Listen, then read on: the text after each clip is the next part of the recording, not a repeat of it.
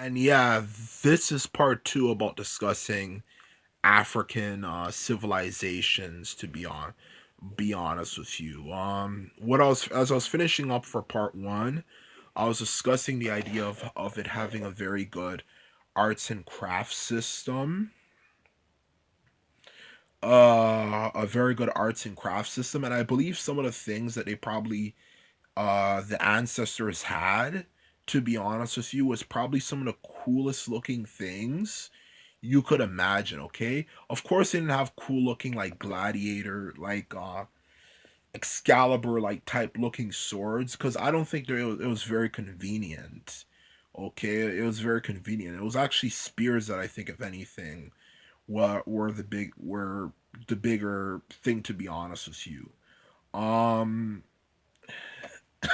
was the bigger thing. To be honest with you, because you have to realize reality not all the time is as glamorous as you think it is.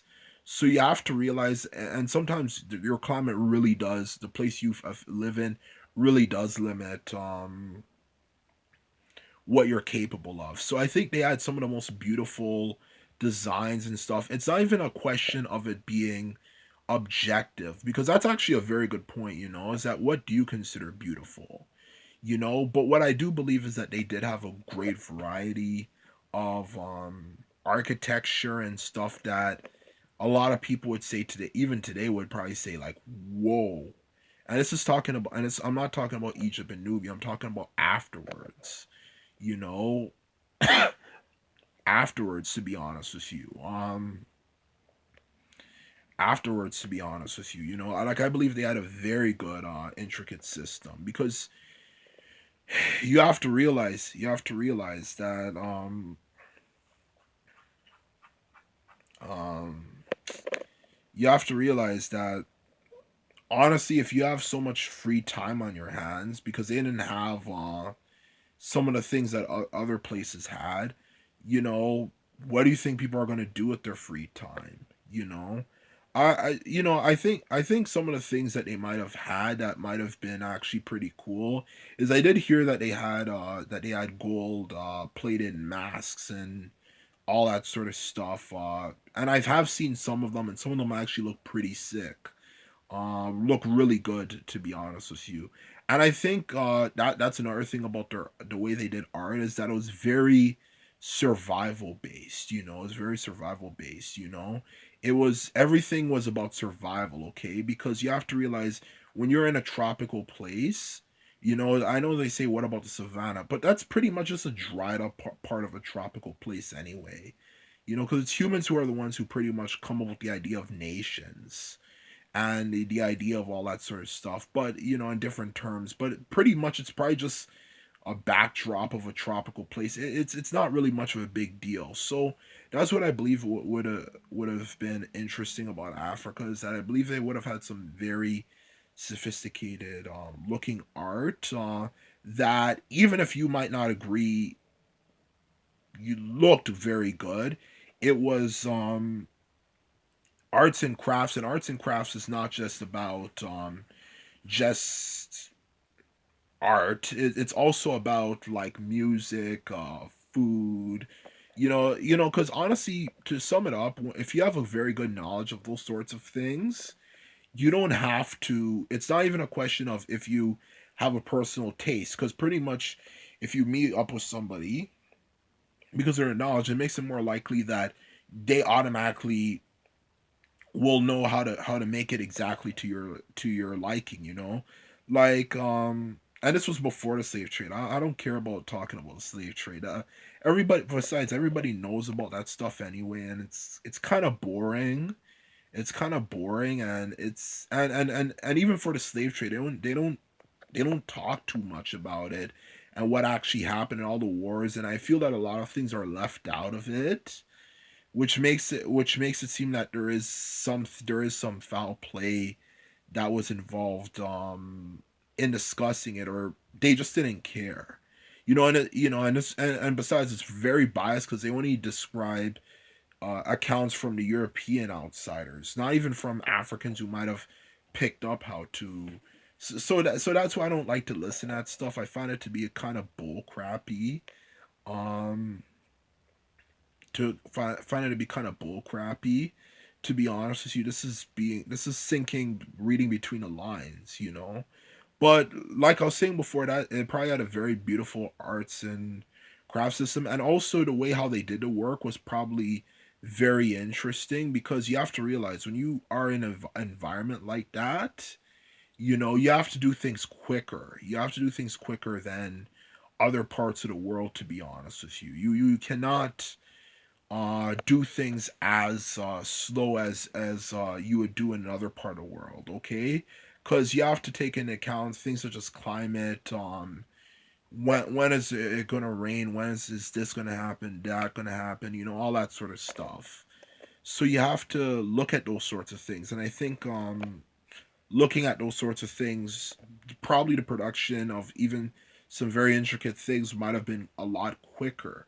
Maybe this is why if you go to Africa, because what they say is that the people there are very fast paced. You know, maybe that could be partially the reason why they're fast paced. Of course, animals are not as significant as a threat as they used to be, but I'm just simply saying for the time. And also another thing about it is how they used to fight wars. If anybody who knows anything about that place, about Africa, knows that honestly, man, to try to cut down a tree or anything there, you had to have had a lot of effort to do it. Okay, because you have to realize something about Africa.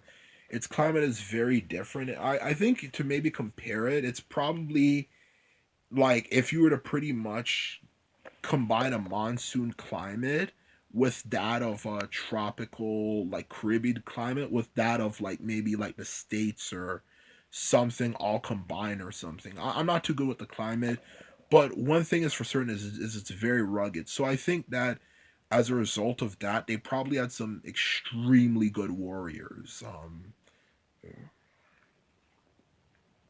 Extremely good warriors that they dealt with. Okay, because in the modern world, we think that just because people had armor, and they did have armor, it sure as heck it was ugly, but I think that they did have some armor every so often, and I think, and honestly, to be honest with you, to deal with to fight in an area that rugged would take a lot of effort, you know, because yeah, because honestly, you have to deal with many factors along with that, okay? Aside from the fact that you have to deal with the fact that there's going to be dangerous animals and stuff that are in the way, to be honest with you, that are going to be in the way, such as lions and stuff, you know. But lions, if there's one thing animals don't intervene, don't mess with humans, it's war, and that's a known fact. That's when they actually leave, you know. But at the same time, you know, you don't know if you might run into a bush with one or something like that, or just in general. To sum it up, it's a very hard thing to do.